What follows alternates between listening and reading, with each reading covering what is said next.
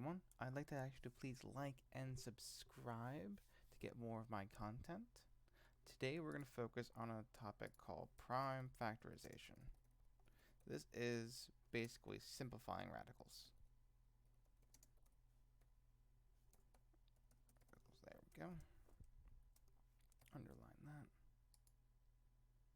Prime factorization. That's the word I want. Okay. So, say I have this equation, or expression actually. Square root of 8. There we go.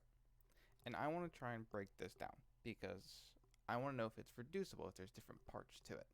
So, using what's called prime factorization, I'm going to divide 8 by prime numbers to make sure that it's reducible.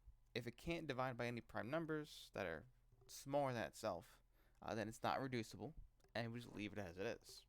So let's see, 8 I know is divisible by 2. 2 is prime, so it's 2 times 4.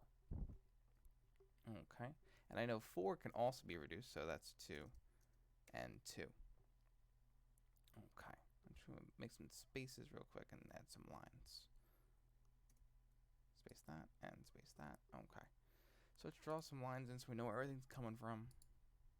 So 8 is 2, and that. 4 is that, and that. Okay. So now, let's make that really thin. Alright, so I have a 2 here all by itself, and I have 2 more 2's all by themselves. So square root, I want to find groups of 2 numbers that are together. I have this one right here, and then I have that one all by itself. Okay, so we did reduce this. I have a new radical. Wrong spot. That happens. Okay, I have a new radical. Let me put a new one in. I have this 2 outside, so that's going to stay at 2. And then I have a radical 2 as well. So this set of 2's comes here. And this 2, it's all by itself, has no pair, goes back inside. Now, if there were 4 2's instead of 3 2's, then I'd have a 2 times 2 on the outside and nothing on the inside. So let's try this again with a different number.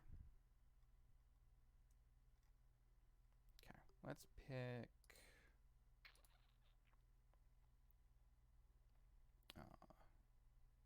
36. Let's try radical 36. And then we'll try a bigger one from there. So radical 36. Alright, so 36, I know it can be divided by 2. So that is 2 and, let's see, 1 and 3. So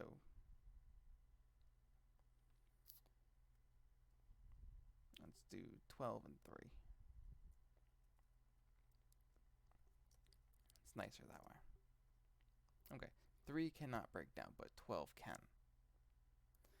So, just make sure my lines are in. 36 goes to 3 and 12. Next one we will look at is the 12. Well, let's see, 12 breaks down to 3 and 4.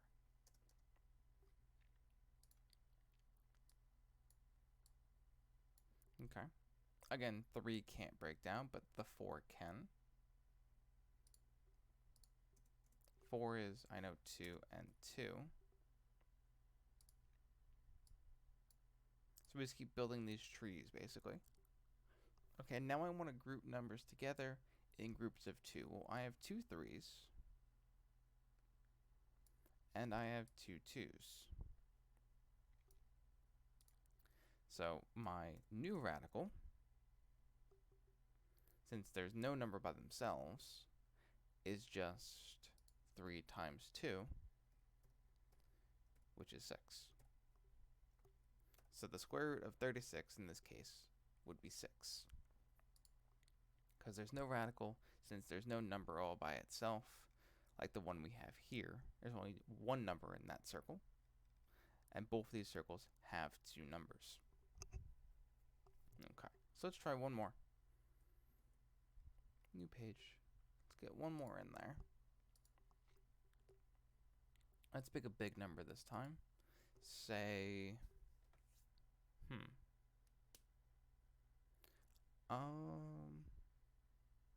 121. Okay, so this is a bigger number than before. Let's work through some prime numbers to see if they work. 2, well, 21 can't be divided by 2, so it can't be 2. Can't be 3. Can't be 5. Can't be 7. Can't be 8's not prime. 9's not prime. 10's not prime. 11 is. Let's see if 11 works. So 121 divided by 11 is 11. Okay, so this answer is 11 and 11.